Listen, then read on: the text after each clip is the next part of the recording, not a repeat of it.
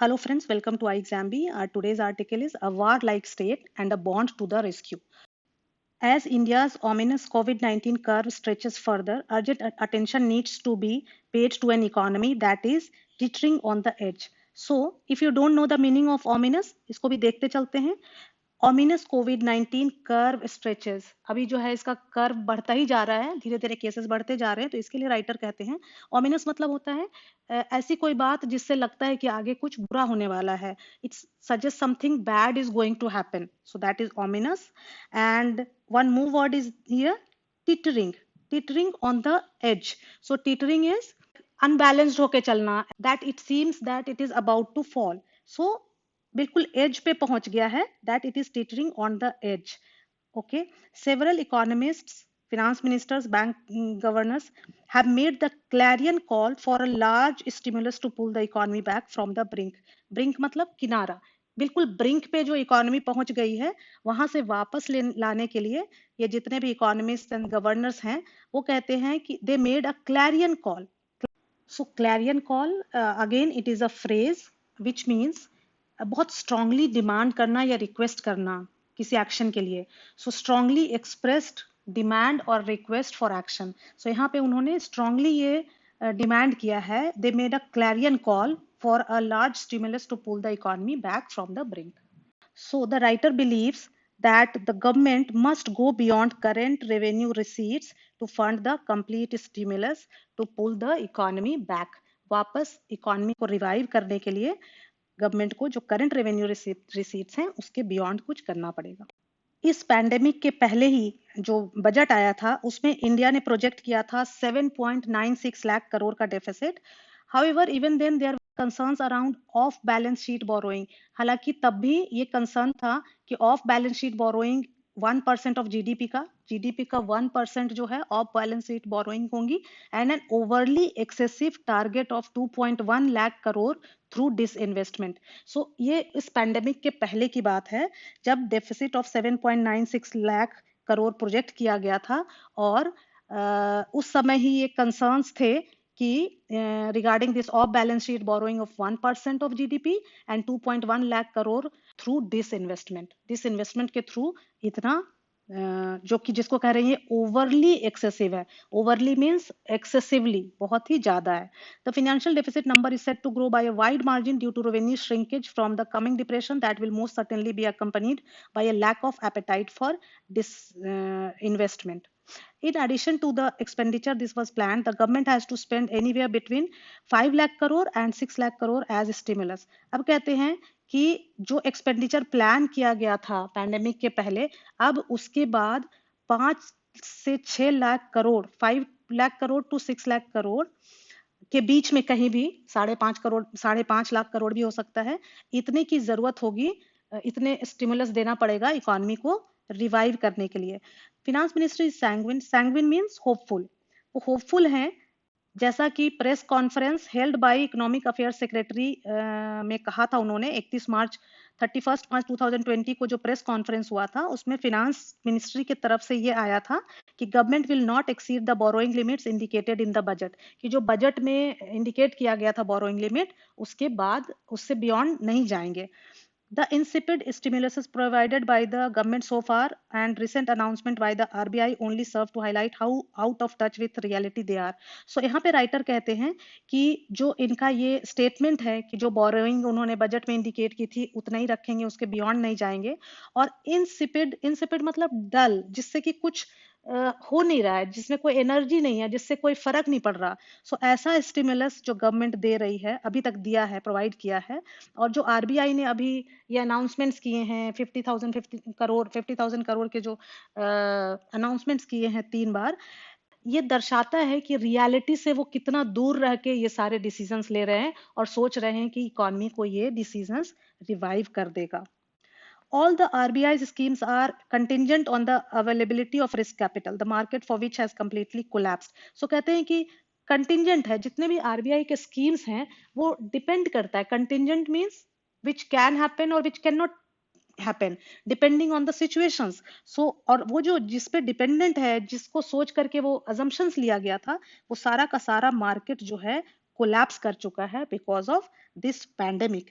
The two have tried several times to nudge banks into lending to below investment grade micro, small and medium enterprises, but have come up short each time. So कहते हैं the two मतलब कौन, government और RBI. नज मतलब literal sense में कहते हैं कोहनी से हम धक्का मारते हैं ना किसी को, अगर बगल में कोई बैठा है उसको बोलते हैं तुम बोलो, तो वही नज आर फ्रेंड और whoever is beside sitting beside us. सो यहाँ पे कहते हैं कि उसी तरह से उसको पुश करना. सो आरबीआई और गवर्नमेंट ने ट्राइड सेवरल टाइम्स, कई बार लास्ट ईयर से लेके अभी तक पुश किया है बैंक्स को ताकि वो माइक्रो, स्मॉल और मीडियम एंटरप्राइजेस को लेंड करें, लेकिन ऐसा कुछ हुआ नहीं. Furthermore, while the 60% increase in ways and means limits for states, उसके बाद हमने ये एक पीछे आर्टिकल में जो आरबीआई ने मेजर्स लिए थे उसमें हमने ये वेज एंड मीन्स फिनांस चर्चा की थी. सो 60% जो इंक्रीज किया है वेज एंड मीन्स लिमिट्स को स्टेट्स के लिए, उसके लिए स्टेट्स ऑलरेडी कह रहे हैं कि ये लिमिट्स को डबल करने के लिए इतने से उनका काम नहीं चलेगा. Because due to the shortages in indirect taxation collections from goods and services tax, fuel and liquor, क्योंकि जो indirect collection होते थे जीएसटी में वो उनको नहीं मिल पा रहा है स्टेट गवर्नमेंट्स को, फ्यूल और लिकर की वजह से जो रेवेन्यू आता था वो भी अभी नहीं आ पा रहा है. सो गवर्नमेंट और सेंट्रल बैंक को समझना पड़ेगा कि दीज हाफ मेजर्स, जो हाफ मेजर्स मतलब जितनी जरूरत है, जितने स्टिमुलस की जरूरत है उतना नहीं दिया गया, तो फिर ये अच्छा करने के बजाय और खराब कर देगा, will do more harm than good. It will only lull us into a false sense of security, much like a lockdown without adequate testing. So कहते हैं लल अस मतलब हमें रिलैक्स कर देगा. सो कहते हैं कि ये जो हाफ, जितना जरूरत है उतना नहीं मिलता है, उसका आधा ही मिलता है, उससे कम मिलता है, तो वो हमें फॉल्स सेंस ऑफ सिक्योरिटी, सो थोड़े समय के लिए एक झूठी सिक्योरिटी हमें मिल जाएगी, हमें थोड़ी सांत्वना मिल जाएगी और हमें रिलैक्स कर देगी, जो कि एक्चुअली और खराब होगा, जैसा कि बिना टेस्टिंग किए लॉकडाउन में हुआ. सो लॉकडाउन तो हुआ लेकिन एडिक्वेट जितनी टेस्टिंग होनी चाहिए थी उतनी नहीं हुई. सो एक्चुअली फिर बात वही हो गई कि इतने दिनों के कंप्लीट लॉकडाउन के बाद भी बात वहीं की वहीं रह गई, जहां तक केसेस और बढ़ गए, और अब इस अवस्था में कई जगह धीरे धीरे ओपन करना पड़ रहा है क्योंकि हम हमेशा लॉकडाउन में नहीं रह सकते. Then the writer talks about consol bond. कहते हैं कि वार लाइक सिचुएशन है तो वार लाइक मेजर्स भी लेने पड़ेंगे, और बताते हैं कि in 2014 the British government a century after a start of first world war paid out 10% of the total outstanding console bond debt. The bonds which paid out an interest of 5% were issued in 1917 as the government sought to raise more money to finance the ongoing cost of the First World War. So 1914 में जो ongoing cost था first world war का उसको bear नहीं कर पा रही थी गवर्नमेंट, तो उन्होंने क्या किया था, ये कंसोल बॉन्ड्स रेज किए थे. और ये परपेचुअल बॉन्ड्स होते हैं. कंसोल बॉन्ड्स क्या होते हैं, परपेचुअल बॉन्ड होते हैं, मतलब इसका कोई मैच्योरिटी नहीं होता.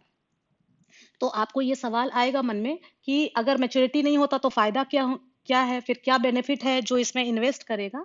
तो बेनिफिट ये है कि इसमें फिक्स्ड रेट ऑफ इंटरेस्ट पे इंटरेस्ट आपको मिलता रहता है, और परपेचुअल है तो हमेशा ही मिलता रहेगा. सो एक तो सिक्योरिटी हो जाती है, और आज की डेट में कहते हैं कि अभी जिनके पास पैसा है उनको समझ में नहीं आ रहा है कि वो कहाँ इन्वेस्ट करें. सो दे मे बी इंटरेस्टेड, जो स्मॉल इन्वेस्टर्स हैं वो भी इंटरेस्टेड हो सकते हैं क्योंकि उनको दिखेगा कि यहाँ पे पैसा डूबने नहीं वाला, सिक्योर्ड है. सो ऐसा ही 1917 में ब्रिटिश गवर्नमेंट ने किया था, और उन्होंने क्या कहा था कि कंट्री को उन्होंने ये मैसेज दिया था, ये एडवर्टाइजिंग मैसेज दिया था, इस तरह से एडवर्टाइज किया था कि आप सोल्जर्स की तरह लड़ तो नहीं सकते हो अपने देश के लिए, लेकिन आप इन्वेस्ट करके इस तरह से पैसे को, सो दोनों के लिए विन विन सिचुएशन हो जाएगी. आप इन्वेस्ट करोगे तो आपको इंटरेस्ट भी मिलेगा, और एक तरह से आप कंट्री के लिए भी कुछ कर पाओगे इस क्राइसिस के सिचुएशन में. सो अभी राइटर कहते हैं कि यहाँ पे पीएम केयर फंड की जगह अगर कंसोल बॉन्ड के लिए प्राइम मिनिस्टर ने अपील किया होता तो one can not help but wonder how successful. तो कहते हैं कि ये कितना सक्सेसफुल हो सकता था, one can wonder about it. So क्योंकि पीएम केयर फंड में काफी जैसे अनाउंसमेंट हुई थी काफी पैसा आ गया था, लेकिन ये कहते हैं कि इस कंसोल बॉन्ड के तहत जो इन्वेस्टमेंट आएगी वो कहीं भी किसी भी, it can be used for everything from personal protective equipment for doctors to a stimulus for small and medium sized enterprises. Okay, so unlike PM cares fund, so इस फंड का फायदा ये भी होगा कि ये हर जगह पे यूज हो सकता है. Then he says why it is a better option. कहते हैं कि जो ट्रेडिशनल ऑप्शन है monetising the deficit by having the central bank buy government bonds is one worth pursuing. So कहते हैं कि वो जो ट्रेडिशनल मेथड है, ऑप्शन है हमारे पास मोनेटाइजिंग द डेफिसिट आरबीआई से लेने वाला, जहां पे कि आरबीआई क्या करेगी, सिक्योरिटीज ले लेगी गवर्नमेंट से और करेंसी नया करेंसी इशू करके गवर्नमेंट को दे देगी. तो वो तो एक ऑप्शन है ही, लेकिन ये वाला ऑप्शन भी एक्सप्लोर किया जा सकता है. दूसरी बात कहते हैं कि prime minister penchant for making citizens active participants to his mission. चूंकि हमारे प्राइम मिनिस्टर भी चाहते हैं, उनको अच्छा लगता है कि लोगों का एक्टिव पार्टिसिपेशन हो मिशंस में, so consol bond can be a compelling alternative. So इसमें चूंकि सब लोगों का पार्टिसिपेशन हो जाएगा. दूसरी बात कहते हैं कि अभी जो रियल एस्टेट में गिरावट आई है और lack of safe havens outside of gold, the bond would offer a dual benefit as a risk free investment for retail investors. So retail ये हमने डिस्कस कर लिया है. When instrumented, it would be issued by the central government on a perpetual basis with a right to call it back when it seems fit. कहते हैं कि ये perpetual basis पे तो होगा, लेकिन इसमें एक क्लॉज ये भी रहेगा जिसमें कि जब भी सिचुएशन सही होने लगेगी तो government can call it back. जैसे कि आप देखो यहाँ पे भी लिखा था कि अब उन्होंने 2014 में लगभग 100 ईयर बाद 10% ऑफ द टोटल आउटस्टैंडिंग उन्होंने कंसोल बॉन्ड डेट का पे किया है. सो ये एक क्लॉज के साथ ये इशू किए जा सकते हैं. साथ ही साथ और अट्रैक्ट करने के लिए लोगों को यहाँ पे टैक्स रिबेट्स दिया जा सकता है ताकि इन्वेस्टर्स इसमें आकर के इन्वेस्ट करें. The government can consider a phase redemption of these bonds after the economy is put back on a path of high growth, a process that might take that much longer for every day we extend this lockdown. कहते हैं कि फिर phased manner में इसको redeem कर सकती है government जब इकोनॉमी अपने वापस अपने रिवाइव हो जाएगी, सही अवस्था में आ जाएगी, उसका ग्रोथ हो जाएगा, लेकिन वो उतना ही डिले होता जाएगा जितना कि हमारा लॉकडाउन डिले होता जाएगा. सो कुछ वर्ड्स जो हमने आज इस आर्टिकल को डिस्कस करते हुए देखा: ओमिनस, टीटरिंग, इंसिपिड, क्लैरियन कॉल, ये एक फ्रेज है, इसको भी याद रखें. सैंग्विन, सो आपने किसी कंटेक्स्ट में देखा है तो याद रहेगा, लेकिन मैं ये चाहूंगी कि आप कम से कम 2 वर्ड से या इस फ्रेज से कोई ना कोई सेंटेंस फ्रेम करके कमेंट सेक्शन में लिखें, या फिर आप किसी पैराग्राफ का शॉर्ट फॉर्म भी लिख सकते हैं, या आप एक काम ये भी कर सकते हैं कि बहुत शॉर्ट में आपने क्या समझा इस आर्टिकल में उसको भी लिख सकते हैं, या कौन सी बात आपको समझ में नहीं आई, कोई ऐसा सेंटेंस लिखा होगा जो आपको समझ में नहीं आया, तो प्लीज आप उसको भी लिखें, हम उसको समझा देंगे, क्योंकि ये बहुत जरूरी है चीजों को समझने के लिए. So thank you friends, thanks for watching.